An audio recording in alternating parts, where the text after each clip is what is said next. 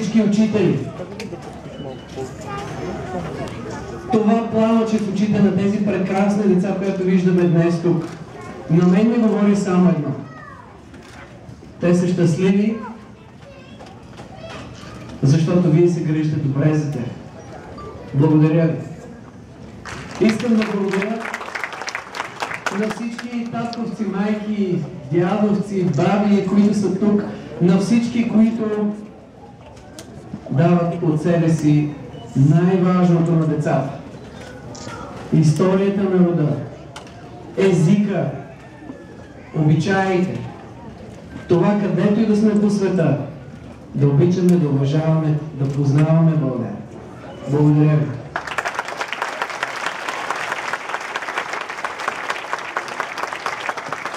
Благодаря на дарителите.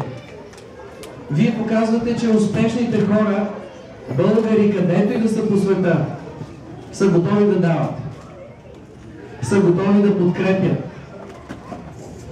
А това означава, че децата имат от какво да видят, какво да се научат и също по същия начин да си кажат: да, когато тези, които успяват, са готови наистина да дават, ние също бихме искали да успяваме. По този начин ние помагаме на децата да се мотивират, където и да са по света. Когато успеят, те ще дадат. А когато тези прекрасни деца тук, които сега са малки, започнат да правят семейства, вашите внуци, правнуци, и ние продължаваме с българските училища, с българския дух, с това, което вие ще предадете на тях, те ще предадат на техните деца и надолу по веригата, да пазим нашата история, нашият език, да умножаваме неговото влияние с позитивната енергия и успеха, който излъчваме. Със сигурност България ще има бляскаво бъдеще.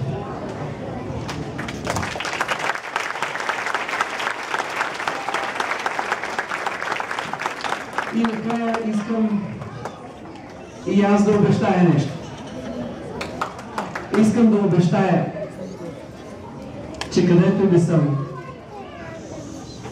независимо съм аз като президент, но и вие всички заедно, българи, инженери, строители, учители, хора, които обикалят, пътуват, работят, успяват по целия свят.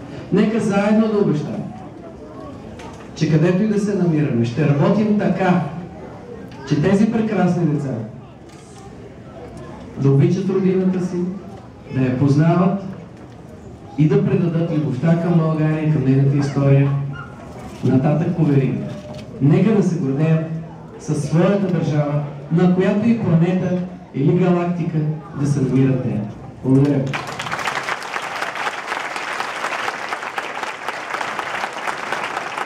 Благодаря ви, господин Пълнен. За нас беше чест, удоволствие и това ще остане в историята на нашето училище, и не само, и в историята на българската имиграция в САЩ. За първи път президент на България посещава българско училище в Америка.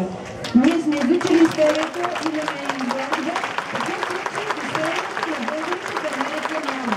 Никой не е дошъл на България да присъства близо час на наш празник. Благодарим ви. И аз ви благодаря, защото вие правите наистина една много, бих казал, дългосрочно пионерска позиция. Искам да използвам случай да обявя едно решение, което е мое лично решение, но се надявам да бъде решение на българското правителство и на българската държава. А то е, че в София искаме да построим музей. Този музей да бъде българският музей на технологиите и науката. Искаме този музей да се казва Джон Атанасов,